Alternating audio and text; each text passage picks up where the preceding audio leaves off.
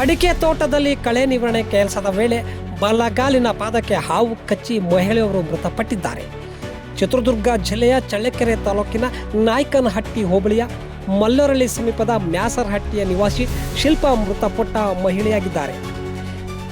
ಮಲ್ಲೊರಳ್ಳಿಯ ಮ್ಯಾಸರಹಟ್ಟಿ ಗ್ರಾಮದ ಶಿಲ್ಪಾ ಮತ್ತು ನೆರೆಹೊರೆಯ ಮಹಿಳೆಯರು ಗಜ್ಜಗಾನಹಳ್ಳಿ ಗ್ರಾಮದ ಮನೋಹರ್ ಎಂಬುವರ ಅಡಿಕೆ ತೋಟಕ್ಕೆ ಕಳೆ ನಿವಾರಣೆ ಕೆಲಸಕ್ಕೆ ತೆರಳಿದ್ದರು. ಶಿಲ್ಪಾ ಅವರ ಬಲಗಾಲಿನ ಪಾದಕ್ಕೆ ಹಾವು ಕಚ್ಚಿದೆ. ತಕ್ಷಣವೇ ಶಿಲ್ಪಾ ನನಗೆ ಹಾವು ಕಚ್ಚಿದೆ ಎಂದು ಜೋರಾಗಿ ಕಿರಿಚಿಕೊಂಡಿದ್ದಾರೆ. ಆಗ ಅವರ ಕಾಲಿನ ಕೆಳಭಾಗದಿಂದ ಹಾವೊಂದು ಹೊರಟು ಹೋಗುವ ದೃಶ್ಯ ಕಂಡು ಅಲ್ಲಿದ್ದವರು ಗಾಬರಿಯಾಗಿದ್ದಾರೆ. ತಕ್ಷಣವೇ ಶಿಲ್ಪಾ ಅವರನ್ನು ಅಲ್ಲಿಯೇ ಇದ್ದ ನೆರೆಹೊರೆಯ ಹೆಣ್ಣು ಮಕ್ಕಳು ಮತ್ತು ತೋಟದ ಮಾಲೀಕರು ನಾಯ್ಕನಹಟ್ಟಿ ಸಮುದಾಯ ಆರೋಗ್ಯ ಕೇಂದ್ರಕ್ಕೆ ಚಿಕಿತ್ಸೆಗೆ ಕರೆತರುವ ಹೊತ್ತಿಗೆ ಮಾರ್ಗ ಮಧ್ಯದಲ್ಲಿ ಶಿಲ್ಪಾ ಮೃತಪಟ್ಟಿದ್ದಾರೆ ಎಂದು ವೈದ್ಯರು ದೃಢಪಡಿಸಿದ್ದಾರೆ. ಮೃತ ಶಿಲ್ಪಾ ಅವರ ಪತಿ 2 ವರ್ಷದ ಹಿಂದೆಯೇ ಅಪಘಾತವೊಂದರಲ್ಲಿ ಮೃತಪಟ್ಟಿದ್ದರು.